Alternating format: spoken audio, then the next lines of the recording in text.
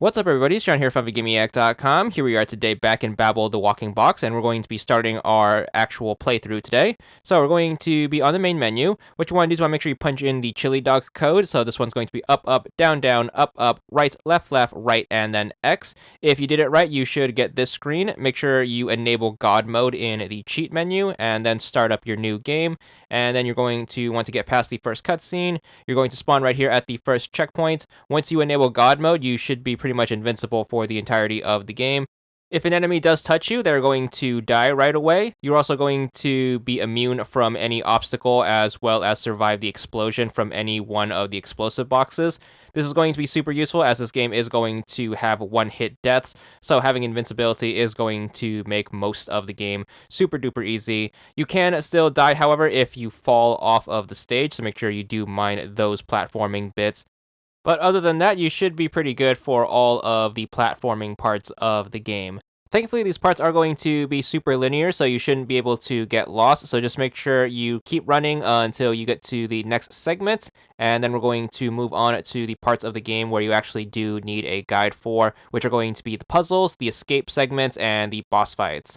So only the first stage is going to feature some puzzles. There's going to be two of them. The first one's going to be right here as you try to get this gate open. The solution is going to be to jump on the upper right button, then the upper left button, and then the bottom right button. So once you get that out of the way, you should get the gate open, allowing you to move on to the next checkpoint, which is going to be the first escape segment. Now, the escape segment is basically going to have your character running towards the screen with something chasing you. In this first instance, it's going to be a bear. If the thing does catch up to you, you will die from that, so your invincibility isn't going to save you from the chaser.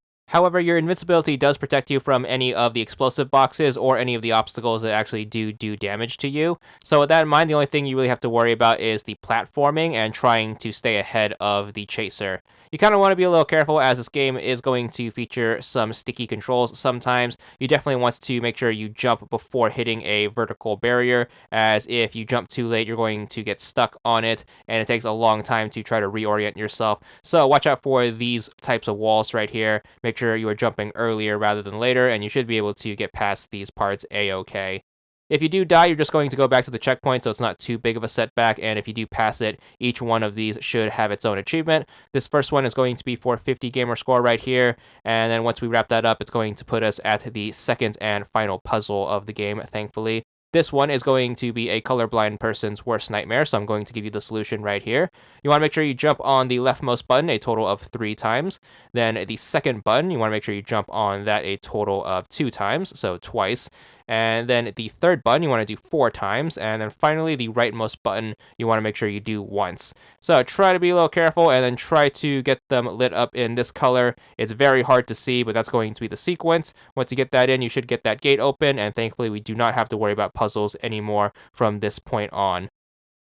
So the only real challenging bits from this point on are just going to be the boss fights, which all have their own different strategies. So just make sure you use your invincibility to get through all the platforming bits, use your invincibility and your fast reflexes to try to get through the escape bits, and then we're just going to have to worry about the boss fights. So we're going to skip ahead to the first boss fight, as we're just going to God mode our way through the in-between. You're going to be fighting Jello Cactus right here. He's going to be this cactus with boxing gloves, sunglasses, and a cowboy hat. He's going to try to punch you. Thankfully, your invincibility does work for the damaging parts, so you don't have to worry about the bosses hitting you. What you want to do is you want to wait until the cactus plants himself into the ground, and then what you want to do is want to make sure you jump up and then hit the attack button to do a ground pound, and that's how you're going to damage him. And then basically you want to make sure you keep that up for the rest of the fight. So just make sure you wait until he gets his attacks over with, and then as soon as he's done with his attack animation, he should plant himself into the ground. Do your attack animation and you should damage him. We're going to do that 3 times, which is going to be the magical number for every video game. And once you do get your 3 ground pounds in, you should be good for the boss fight and the first stage of this game, as well as the achievement that goes along with it.